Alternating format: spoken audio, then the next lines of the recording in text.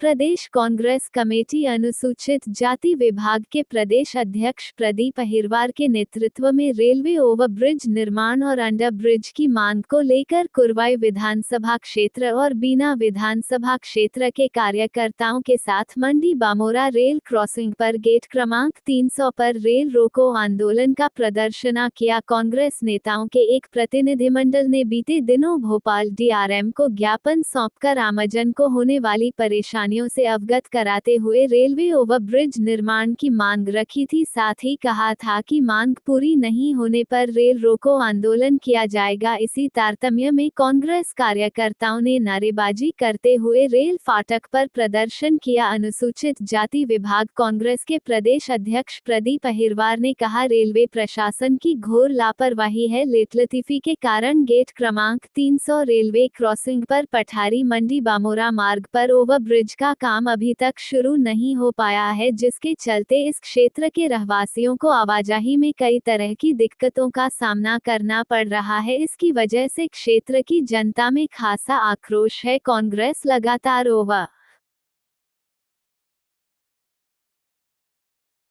Bridge निर्माण की मांग कर रही है, लेकिन रेलवे का इस तरफ जरा भी ध्यान नहीं है, जिसके चलते रेल रोको आंदोलन किया गया। कांग्रेस कार्यकर्ताओं ने जमकर नारेबाजी की है। हालांकि पुलिस प्रशासन और रेलवे प्रशासन मुस्तैदी से मौजूद रहा। प्रशासन ने मोर्चा संभाले रखा और किसी को भी रेलवे ट्रैक पर नहीं जाने दिया। भारी बारिश के चलते भी कांग्रेसी प्रदर्शन में सम्मिलित हुए। प्रशासन ने कांग्रेसियों को रेल नहीं रोकने दी। वहीं जल्द ही ओवरब्रिज के निर्माण कार्य प्रारंभ करने का आश्वासन दिया। इसके बाद आंदोलन को समाप्त कर दिया गया। कांग्रेस ने चेतावनी दी है कि जल्द ओवरब्रिज का काम शुरू नहीं किया गया तो 20 जुलाई के बाद पुनः रेल रोको आंदोलन किया जाएगा, जिसके लिए रेलवे विभाग जिम्मेदार होगा।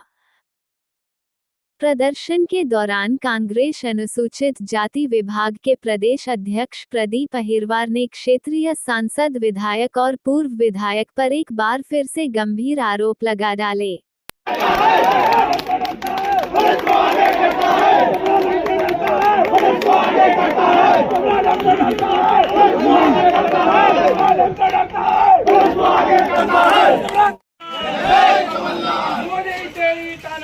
नहीं चलेगी, नहीं चलेगी, नहीं चलेगी, नहीं चलेगी। विधायक ने और शिवराज सिंह चौहान की सरकार ने विकास यात्रा निकाली।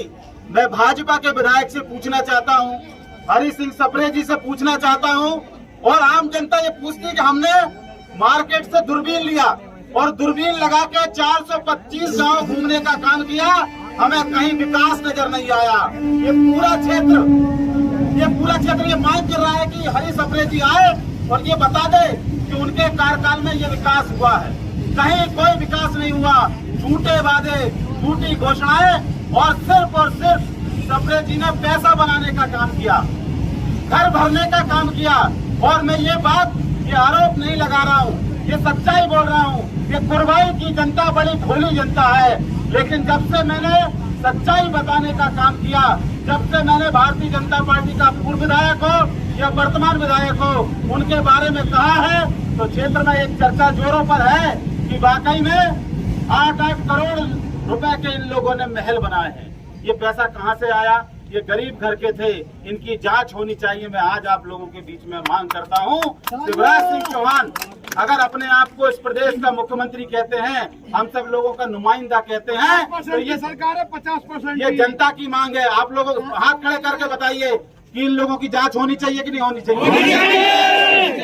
इतना पैसा कूट दिया कि वो लोगों की नजर में आता है। इतना बड़ा महल वीर सिंह जी ने बना लिया कि पूरे कुरवाई में कितने नंबरदार हैं, कितने तड़पदार हैं, कितने जागीरदार हैं, वो सब जागीरदार फैल और वीर सिंह का महल अलग। वर्तमान विधायक जी ने वीर सिंह जी से कहा कि वीर सिंह जी, तुम विधायक थे पिछली 5 साल में, तुमने महल बना दिया, तो मैं भी तुमसे पीछे नहीं रहूंगा, मैं भी तुम्हारे बराबर आगे चल के तुमसे बड़ा मकान बनाए कि बनाया। मैं भारतीय जनता पार्टी के विधायकों से पूछना चाहता हूं और कार्यकर्ताओं से पूछना चाहता हूं कि इस क्षेत्र की जनता ने आपको वोट दिया कि आप उनके विकास के लिए काम करो, लेकिन आप विधायक बन गए, आपने खुद के विकास के लिए काम किया खुद के विकास के लिए आप लोग दिन रात मेहनत करते रहे। रेत का अवैध उत्खनन होता है। ये बेतवा नदी सिर्फ नदी नहीं है, लोग इसको माँ के नजरिए से पूजने का काम करते हैं और बेतवा नदी को छन्नी करने का काम अगर किसी ने किया है पिछले 20 साल में तो भारतीय जनता पार्टी ने किया है कि नहीं किया?